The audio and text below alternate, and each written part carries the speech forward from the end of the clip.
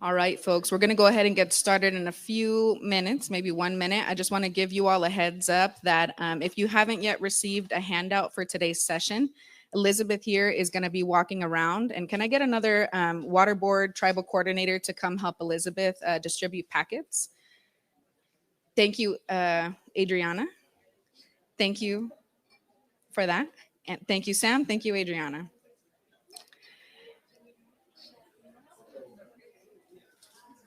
And then Sam, could you maybe help us close the door? Yeah. Thank you.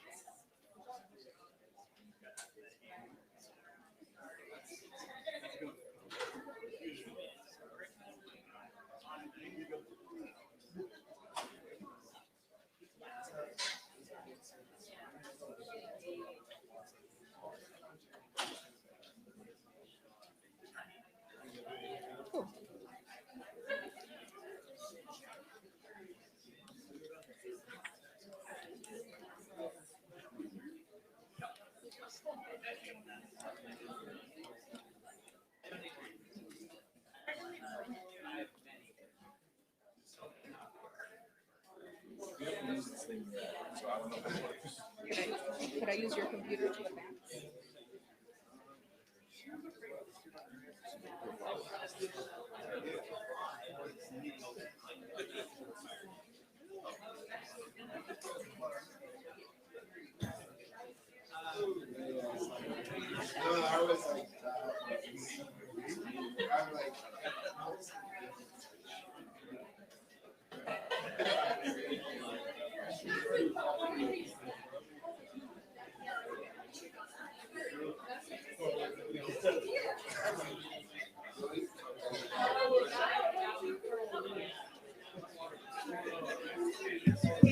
Just real quick, please.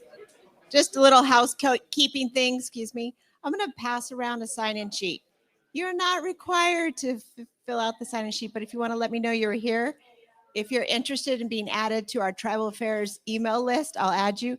If you want to call back from me, if you're interested in drinking water, more TBU information, put yes on a follow-up, and in the next couple of weeks, I'll call you back and connect you to the right people. So I'm going to pass it around just because it's easier than up here. All right. Thank you, Elizabeth, and welcome, everyone. We're going to go ahead and get started. So if you haven't found a seat, there's a lot of seats in the front if you want to come and find a spot. But welcome, folks. My name is Adriana Renteria. I'm the director for the Office of Public Participation and the Tribal Liaison for the Water Boards. And we're really excited to have our discussion here today. Today, we're going to be talking about the ways that the California tribes can work together with the water boards to protect water for tribal beneficial uses. You're going to hear from a number of panelists who are doing active work and engagement in this area. And we'll also have an opportunity to speak with you all to share about the efforts that you all are engaging in your areas. You can move on to the next slide. And then click, click, click.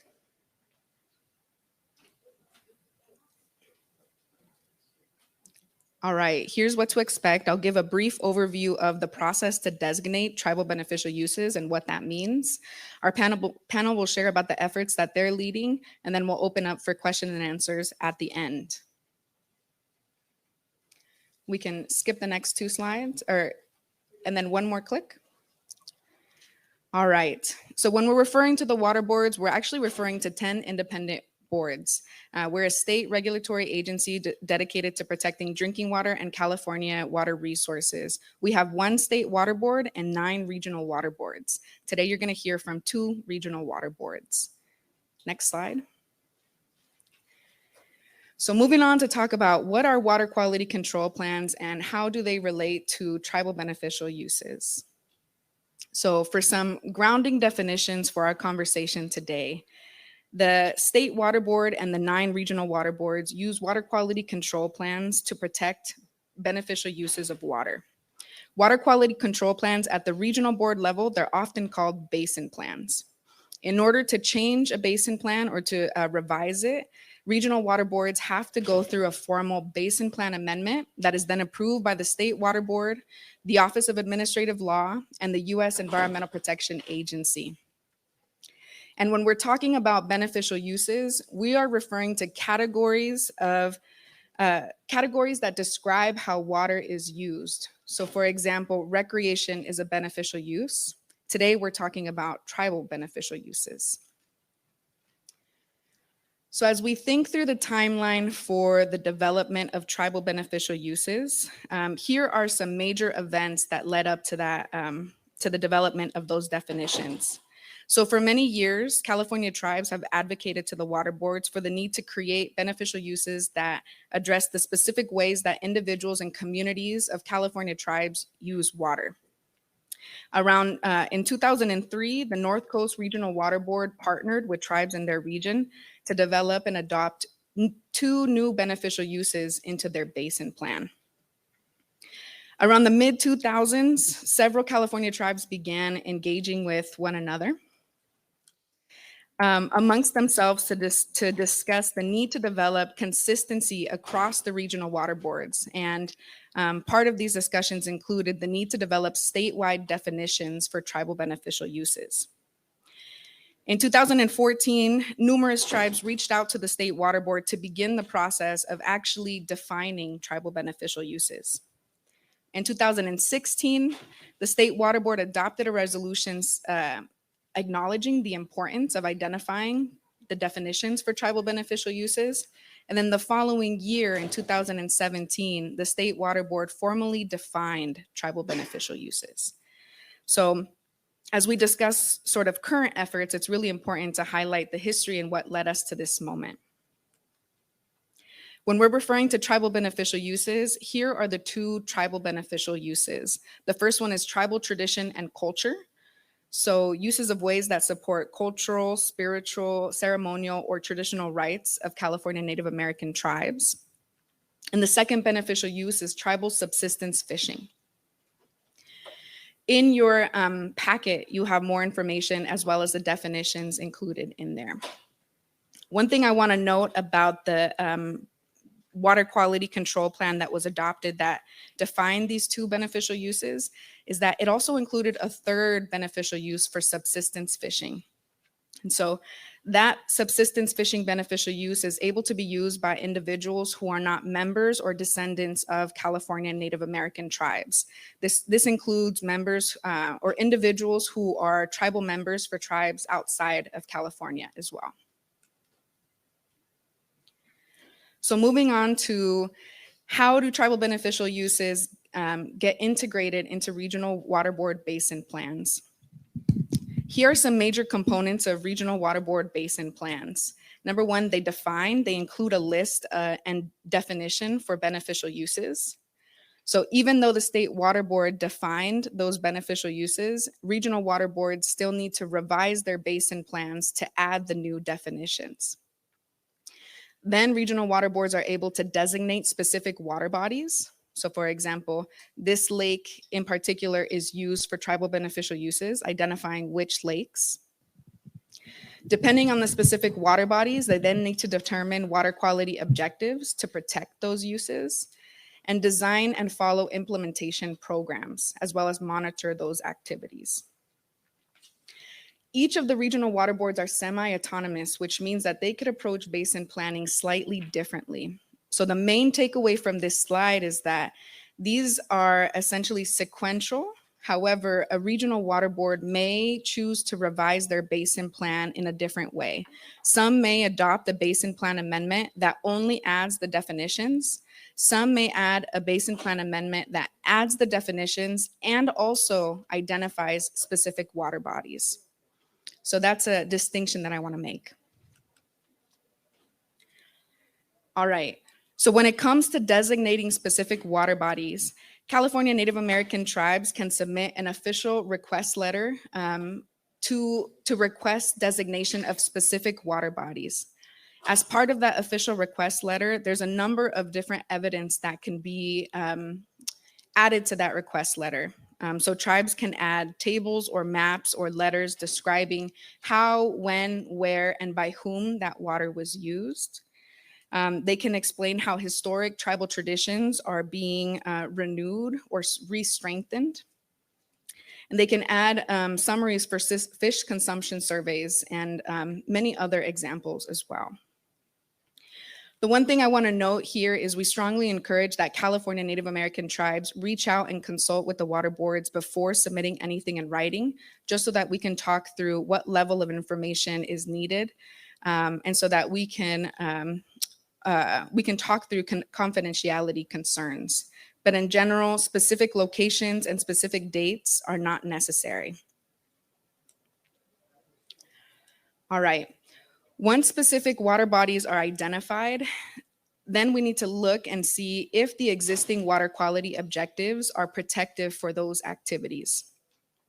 In order to determine if new water quality objectives would need to be developed, there's a number of factors that would have to be considered, including how are people being exposed, and for how long and during what times of the years people are being exposed. So this is needed in order to really protect public health for those activities. So we talked about regional water board basin plans, and really briefly, I want to talk about some differences and similarities with state water board water quality control plans. So state water quality control plans also define beneficial uses, but unlike regional water board basin plans, they don't generally designate specific water bodies. They also contain water quality objectives. But unlike regional water board basin plans, state plans may also include requirements for in-stream flows, so the level of water required. And when it comes to statewide plans supersede regional water board basin plans. The only exception of a state plan that does designate specific water bodies is the ocean plan. All right. To wrap up my section here, there are a number of ways that California tribes can continue leading in this process. To begin, as you recall that timeline, California tribes initiated the process to develop tribal beneficial uses. And it's through their advocacy and leadership that we got to this moment. And it's going to be through tribes' leadership and advocacy that water bodies are designated. So there's many ways that tribes can lead, both through government to government consultations, as well as engaging with tribal cultural practitioners, elders, and tribal members within their communities to gather information about information about practices to support their designation.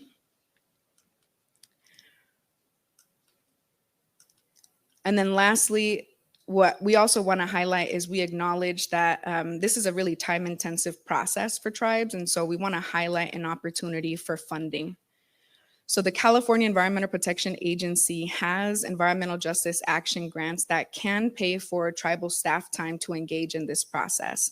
It can include staff time for consultations, for attending workshops, for surveys, for transcribing oral histories, or hiring toxicologists. The first solicitation round for this grant ended 2 weeks ago, but the next solicitation is going to take place sometime in early 2024, and we strongly encourage tribes to apply. So really briefly, I just walked through sort of the procedural steps for how tribal beneficial uses are added into basin plans and how they're used to protect water.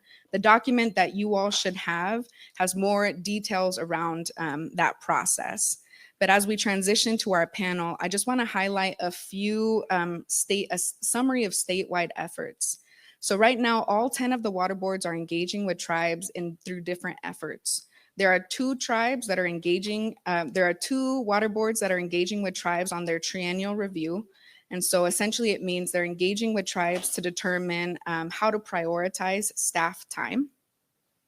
There are 3 regional water boards that are engaging with tribes to adopt definitions into their plans. This also includes the State Water Board's Division of Water Rights that is working to add those definitions into the Bay Delta Plan. And then there are a number of regional water boards that have already added those definitions to their basin plan, and now they're engaging with tribes to identify specific water bodies. And you will hear from 2 of those next. So with that, I'm gonna now pass the mic to Jody and Heidi to kick us off for the San Diego Regional Water Board. come here, or you can take, would you like to sit? Would you like to stand?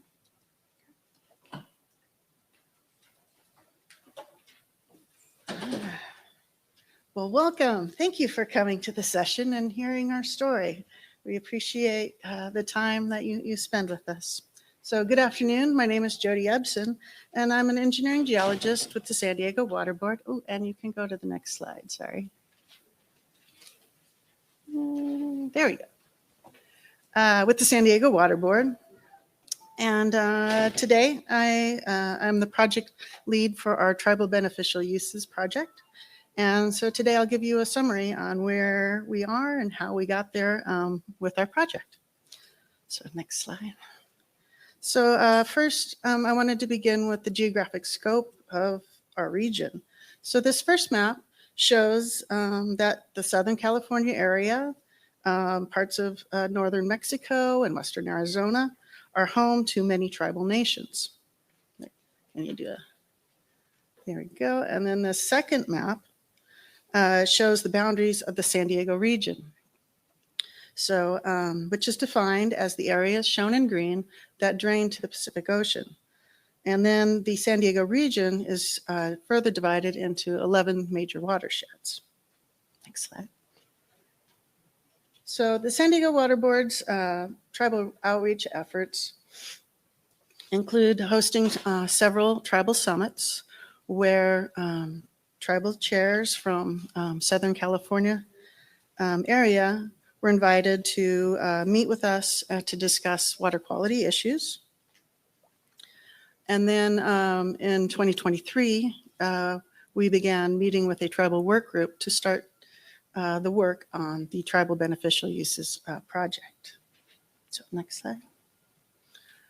So again, a little history on how we got here. So the first step that we did, the San Diego Water Board took to support tribal beneficial uses was to adopt a basin plan amendment, which changed our basin plan to include the tribal beneficial use definitions into our basin plan.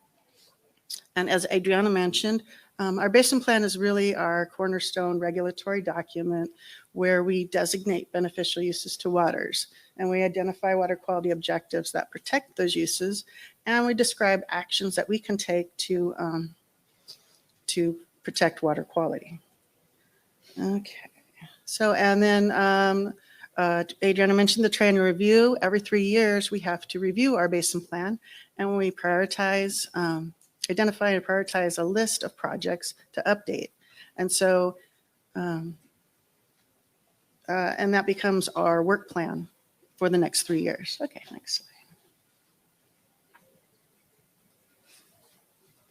So the second step taken by the San Diego Water Board occurred during our 2021 Basin Plan Triennial Review, where by identifying that the Tribal Beneficial Use Designation Project is a high priority project so that we could put resources toward it and begin to work on it. During our 2022 Tribal Summit, we heard from the tribal representatives that they expressed support to designate tribal beneficial uses to all waters in the San Diego region. Next slide. So we continued talking with our tribal representatives, and in 2023, they formed their own tribal work group. And in March, we began meeting with the tribal work group to develop the project, starting with defining the project scope, and then talking about the types of information necessary to support the project. So that's kind of where we're at. Some of the challenges that we are currently discussing include how much and what kinds of data are necessary to support the tribal beneficial use designations. And also there's a need to build a framework of next steps with a timeline to help everyone know where we're at on the page. So, and moving forward, this is what we're going to tackle with these issues. So, next slide. So finally, I want to thank the members of the tribal work group for their time and effort to meet with the San Diego Water Board and to work with us to develop the Tribal Beneficial Uses Designation Project. So with that, I'll turn it over to Heidi. And I think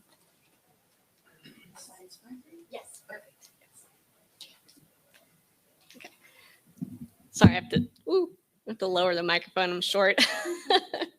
um, oh, I like that. I'll use that.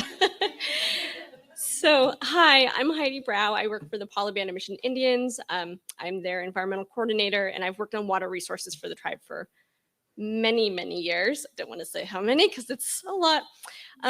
So I got involved with our Southern California Tribal Working Group on this project earlier this year. But previously, during one of the summit meetings that Jody was talking about, one of the things that came out of that was our Southern California Tribal Chairmen's Association asked Mr. Mike Connolly to develop basically a white paper on the approach that we wanted to take, the waters that we wanted to protect. And so we've used that as kind of a guiding force for our group. And really, we are focused on the all waters approach. So for our tribes in our area, it's really, it's difficult to break waters up into smaller stretches. That's, it's antithetical to a lot of tribal thinking. And so our approach is that the tribes have historically and currently use all the waters throughout our area. And so that is what we want to protect. And we want the most protective, water quality objectives that we can pursue with that. So out of that white paper, we formed the tribal working group, which is a mixture of our tribal cultural staff, so TIPOs and monitors and tribal members, and also tribal environmental staff, which is where I come from. And then we also have tribal attorneys. And it's a really nice mixture because you have people with different strengths and backgrounds and different perspectives. And I think that has been useful going forward. Because one thing I will say with this process is, there's a lot to it. There's not a lot of set guidance that's coming from the state that has been given to the regional offices, and it's really nice to have that flexibility.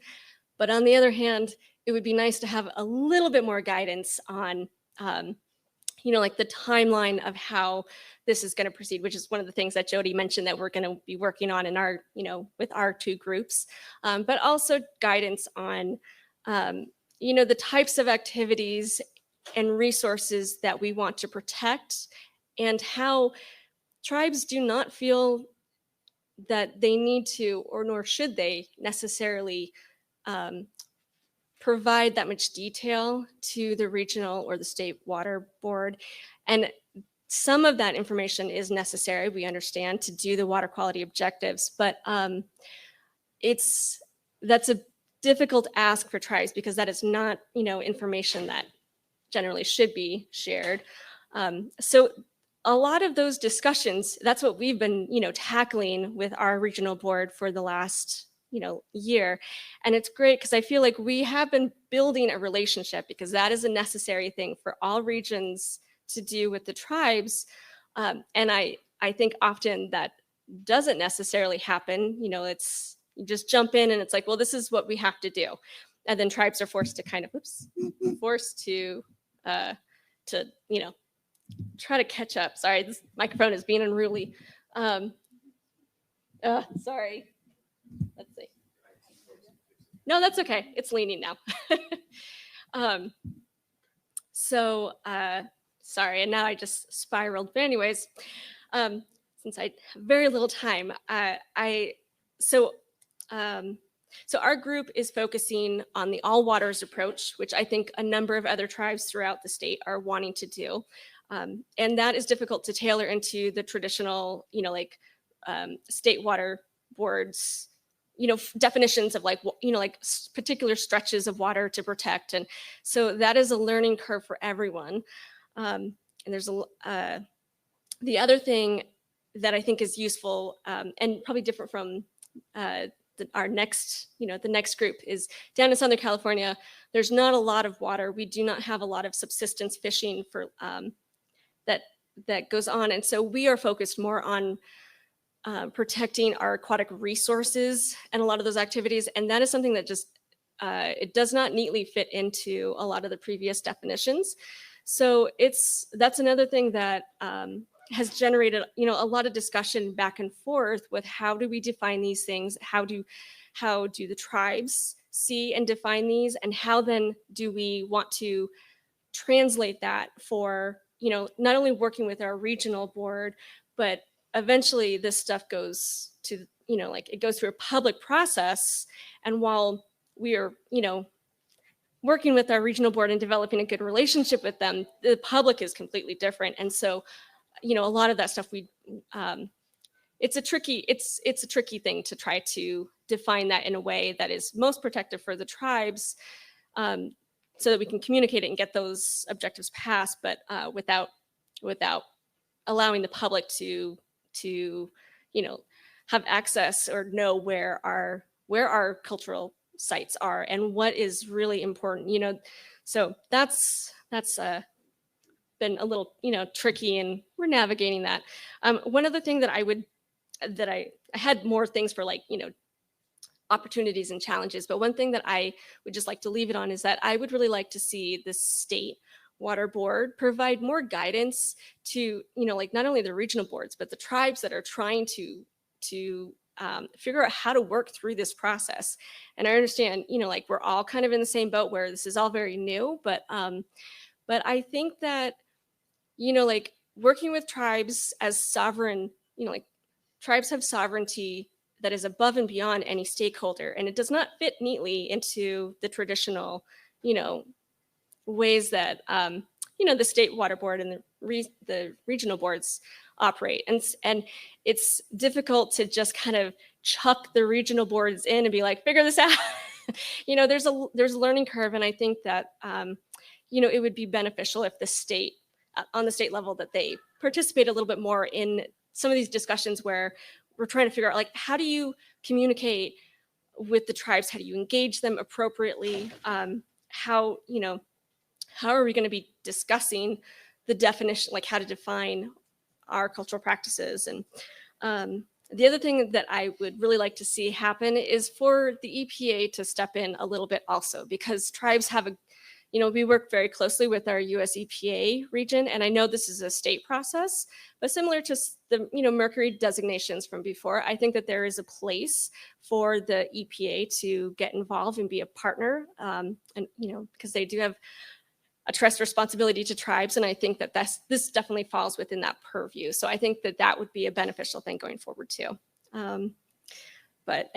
I will just end on, I do appreciate that our regional board is really taking the time to build those relationships with the tribes and getting to know the tribes in our area, because that is honestly the first step for all of this. And it's very often agencies are thrown in and they just expect tribes to, follow in line. And that's not how it works from the tribal side. So really, without building that trust and that relationship, it all falls apart. So I appreciate that, like, they have been taking the time to listen to us, and we have very frank discussions, and they're not always, we have a lot of back and forth, but it's, I feel like, we're developing that relationship, and it's very beneficial. And I think that, I'm optimistic that we'll, get to where we need to get to. So sorry, it was a lot really fast.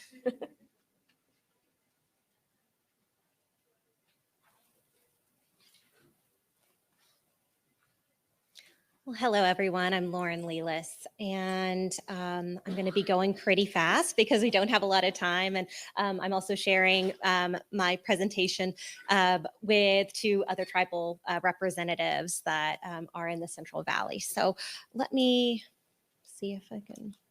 There we go. So yes, once again, Lauren Lelis, Central Valley Regional Water Quality Control Board, one of the 9 regional offices in the state of California. And I will let my other tribal partners introduce themselves when they come up. So we at Region 5 are undergoing the tribal beneficial uses designation efforts. And as Adriana mentioned, one of the first parts of that is adding the tribal beneficial use definitions to our basin plan. And we are almost there. We have adopted it from our regional board, and we have went to state board for their approval of incorporating those beneficial uses into our basin plans. And then the next step is to go to the Office of Administrative Law and then to US EPA for approval. But this step was very much, I don't want to say just administrative, but it really is something that we could do sooner than later. The designation of beneficial uses, that's a really long process. And I'll go into kind of some of the details and resources that we have later on that process. But this was something that we could do in a rather short amount of time to really show tribes and everyone that we are in this. We can dedicate some resources to moving forward. So while we are undergoing that administrative process to add the definitions to our basin plans, we're also working on the designations. And we went to our regional water board and proposed an approach to designate those water bodies. And they approved this approach, which was really to start engaging with tribes, to start doing one-on-one meetings with tribes who have submitted designation requests, and to gather that information that we have at our fingertips. What are the water quality objectives that apply to the water bodies, and what TMDLs are on those water bodies as well. So starting to gather that information. And the other part of the approach is to focus on the CUL, or the tribal tradition and cultural beneficial use designation.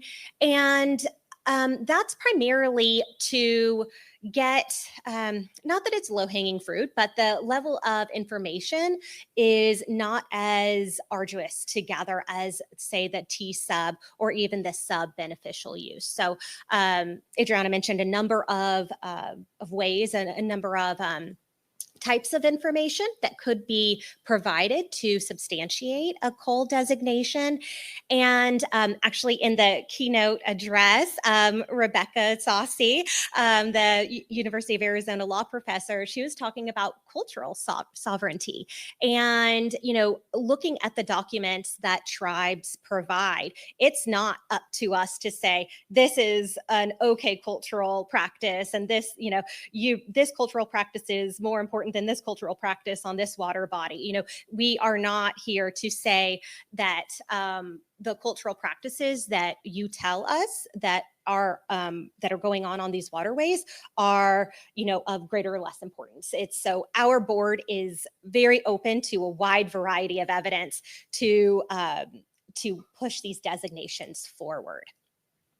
And so these are this is the Central Valley. So the Central Valley is about 40% of the state of California. So we have a lot of tribes, a lot of interested tribes, and a lot of designation requests so far for both CUL and T-sub, none for sub yet, but this is the estimated geographic extent of some of the requests. And I don't know if it's clear on this screen, but there are some region-wide designation requests and some basin-wide designation requests. So that spans a lot of geography.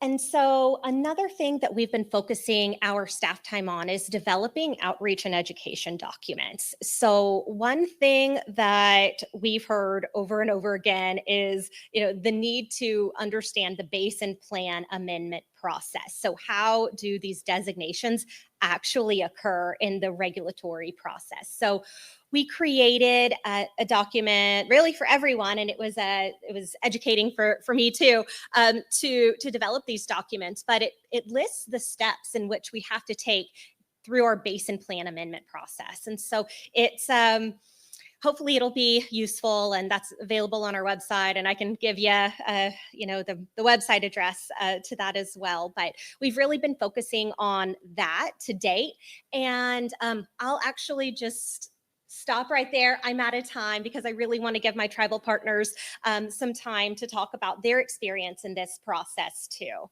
So thank you.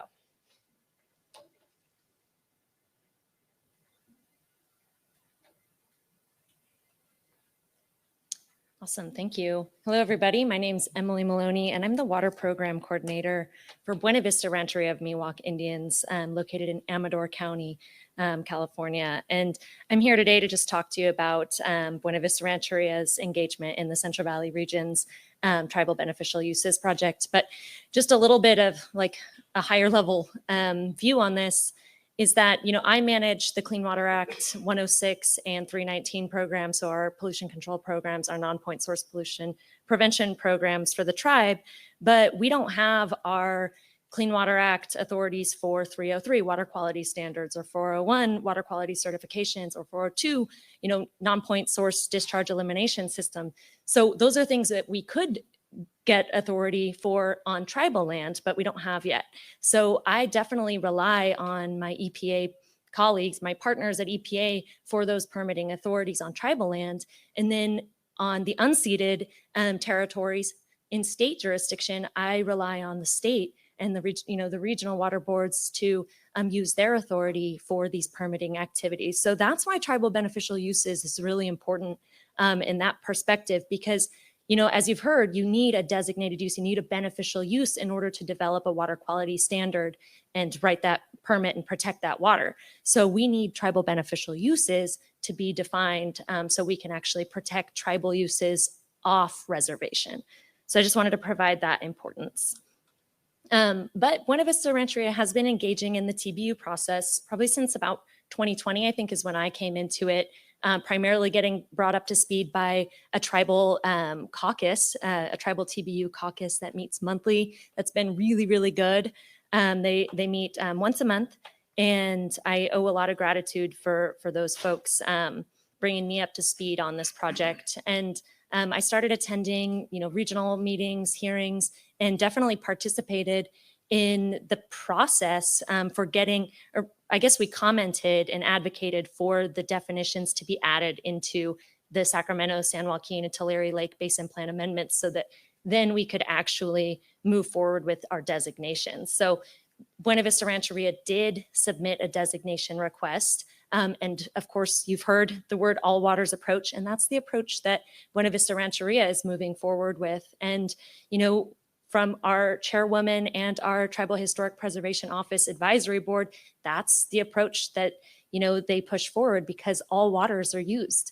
And, you know, there might be ceremonies in certain areas at specific times, but people are traveling and using waters in in various areas within our region. So some of the challenges, and you've heard these already, so I echo a lot of what Heidi had mentioned and what has been mentioned by others, just getting clear direction, especially about protecting, you know, sensitive cultural information on water bodies. That's really, really important. And, you know, Heidi had mentioned it, so I won't go into it too much, but the all waters approach, kind of incompatibility with segment by segment approaches to designating waters that the regional water boards kind of typically utilize. So that's been a struggle for us. And of course, funding mechanisms and, you know, tribal staff capacity has been one of our limitations because there's not direct funding right now to support tribes to actually participate in this process. This is, you know, the regional water boards project that tribes are actually engaging in. So we're going to continue moving forward in this process. I'm going to pass it off to Crystal Moreno so she can have some time to explain some of these things that they're dealing with. But, you know, we're going to continue to empower tribes to participate in this process and to approach the process through an all waters approach. So thank you, and I'll pass it to Crystal.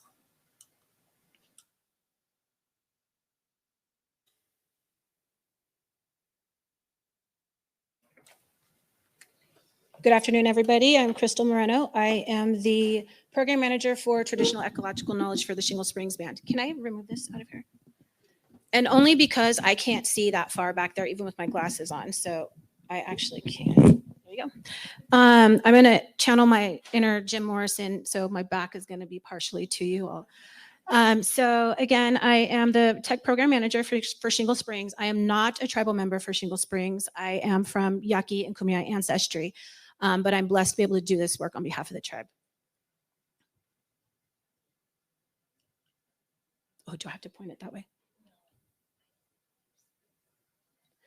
Oh, it's okay. It's okay. You know what? We're storytellers. Let me just tell the story. So my slides aren't uploaded and it's okay. So Shingle Springs, a little bit of background. The tribe is called the Shingle Springs Band of Miwok Indians. However, because of what happened to tribes in California, tribes were removed, placed in other places that weren't necessarily some of their members' ancestral homeland. And that's what happened to Shingle Springs. So the tribe actually has an expansive ancestral homeland territory, which is about 7 California counties. And so when you heard our colleagues talk about the need to approach this from an all water bodies approach, this is one of the reasons. We cannot segment the waterway. That's not, even through tribal values, that's not how it works. I have an obligation to do my job.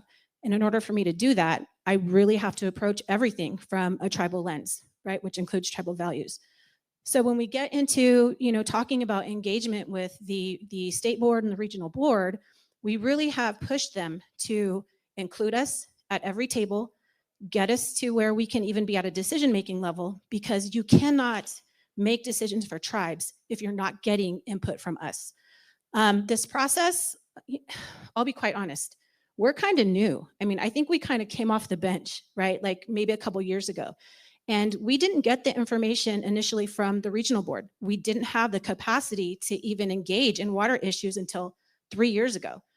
So roughly 2 years ago, having a conversation with Sherry Norris, she's talking to me about TBUs. And I'm like, we have to get to the table here. How do we do that? What we did is we, unfortunately, we didn't go to the regional board. We went to our other tribal partners, had conversations with them, really got up to speed on the issue, much like Emily said. And so here we are. And, I feel kind of bad for the regional board because we've been the problem child sometimes in the room. Right. So we've been the one reminding them, yo, decolonize the way you're approaching this. Right. So don't approach us from, a paternalistic approach. We need to be true partners here. And that goes, I think that goes agency wide. Right. So there is this need to really shift the paradigm. And so that's what we've been doing. We've engaged with the regional board a few meetings. They even came in person and spoke with us, and we really just focused on problem solving. What we found is that sometimes we're both in this boat where we're like, yeah, we can't figure this out. How can we help each other? So in closing, I guess what I'll do is I'll lean a little bit on the US EPA. Here's an opportunity for you to step in, apply a little bit of pressure to our friends at the water board level, and maybe that can help us at the regional board level move TBUs along.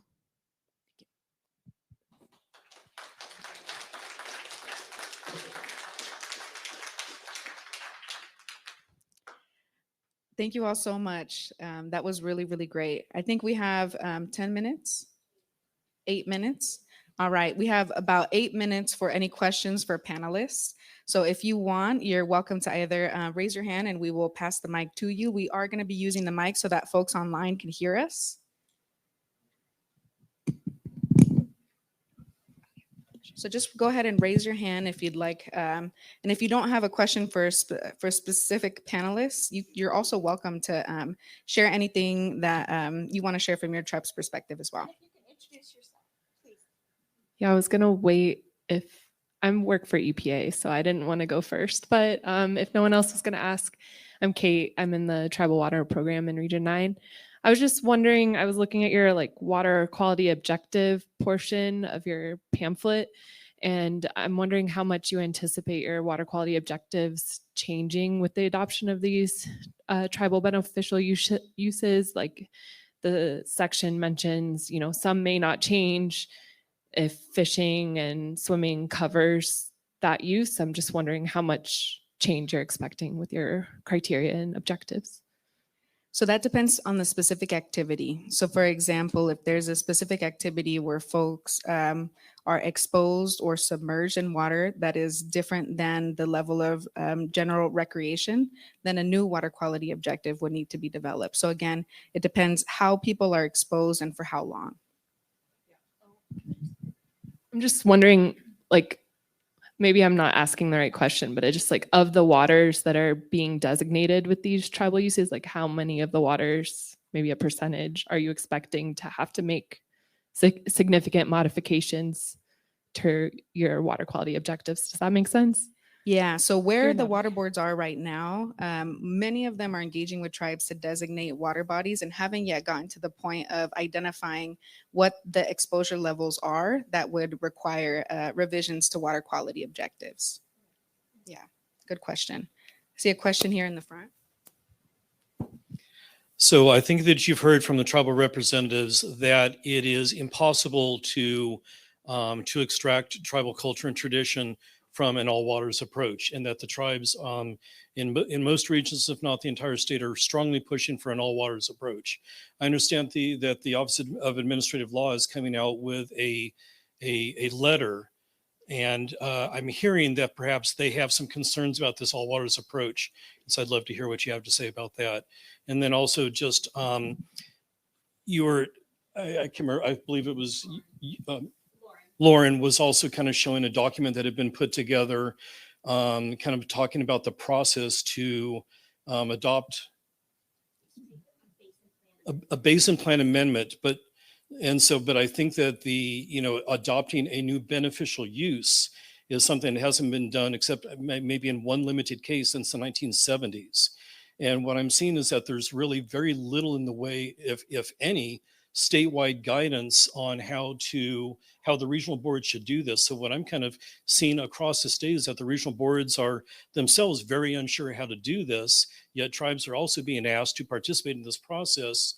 And so I think that there really needs to be some stronger statewide guidance on how the regional boards and tribes will actually work to adopt a new beneficial use. And I'm sorry to throw too many things out at once. I also really want to highlight that the TSUB, tribal subsistence fishing beneficial use, is for aquatic organisms. And those are defined very broadly as both flora and fauna. So we're not just talking about fish consumption here. We're talking about a wide variety of things. So OAL and guidance on adopting uses and TSUB approach. Thank you for that. I definitely don't have all the answers. I just appreciate that. I think that we're in a moment right now where I think many of folks said what's needed is a paradigm shift, right? We've never done this before, and it's really not up to the water boards to sort of lead that.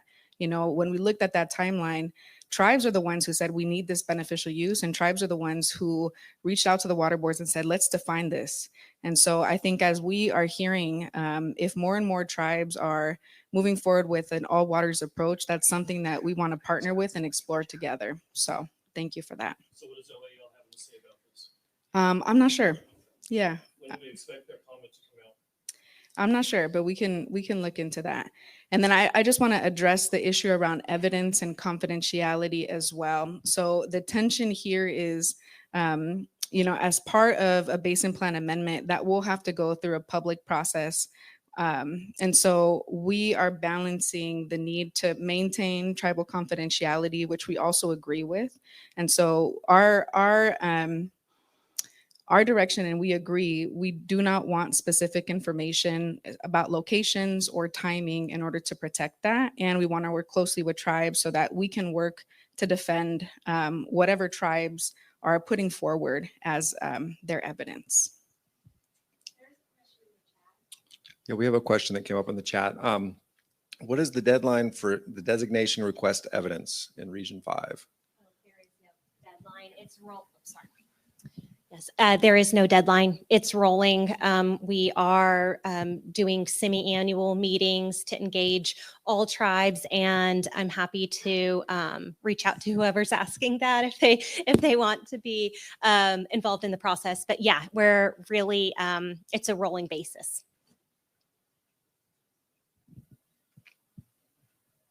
Thank Thank you. Hi, my name is Cheryl Bilbrey, and I'm new to the Lahontan Water Board. And I came from EPA, and so if there are tribal government representatives here from Lahontan, I would love to meet you and just at least put a face with a name. Again, my name is Cheryl, and I'll be doing the tribal beneficial use projects for all of the tribal governments outside of the Mono Basin. Thank you. Thank you. I think we're going to have one last question, and then to close us out, I'm going to check in with our panelists to see if you all have any closing thoughts. And then I'm going to ask if the basin planners for the regional water boards, if you could just at the end stand up and say which region you work in so people know who to reach out to. So last question, and then I think I'm panelists. going to defer to this woman for. I just wanted, maybe mine doesn't have to be the last one because mine's really short. This is draft. How long do you give us to look at it? Yeah, you're welcome to take a look at it. The main thing we're going to change is more of the graphics. So if you have any substantial questions or feedback around the content, feel free. Good. Then I want to know what you consider evidence of a cultural use. So a tribe's attestation. So a tribe sending a letter and saying, this is how our tribe uses the water for a cultural use. Thank you. So I just wanted to touch on that. We have been saying to the regional board and the water board that the burden of proof should not be on tribes. We should just be able to say it is what it is, that's it. Without even saying this is our traditional ecological knowledge. Because really for us, we created our tech department because it was easier to translate when working with state agencies to basically just say this is our way of life. Everything is connected. And so, again, burden of proof should not be on the tribes. You just accept what we say. That's really how it should roll. And then the second thing I want to say is, we are so under-resourced as tribes. The grant system is great, but it's not good enough. We have to figure out how we get money to tribes in a non-competitive way, in a way that is easy for the unfederally recognized tribes, for neighboring tribes, so that we can do this work and do it correctly. We're going to have the data gaps. We're going to have places where we need even more studies done. Fund us to help you do that work. Let's partner on doing that work, because tribes are, to state the obvious, up and down the state, up and down the watershed. We are in prime position to accept funding from the federal government, the state government, to start monitoring our own waterways. Right? So we have to get creative. We have to start shifting the paradigm. All right. Final thoughts? All right. Any final thoughts from our other partners? No, I just want to, again, just say, yes, this is just the beginning of the road. There will be, again, the next step and the next step.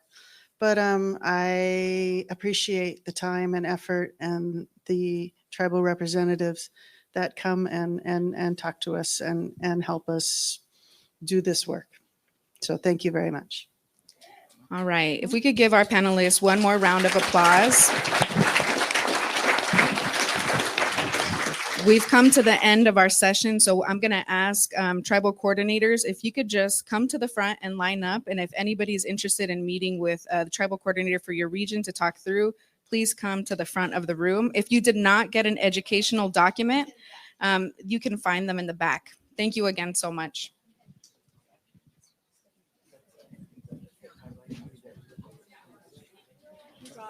I was gonna follow up on your comment, but I wanted to give other people a chance to. Yeah, because I think you'll sing the answer to my question. Well, and that's okay, the water boards. And I don't know what direction. I was supposed to give another one, but it was like. Did we say anything? People are hearing already. I'm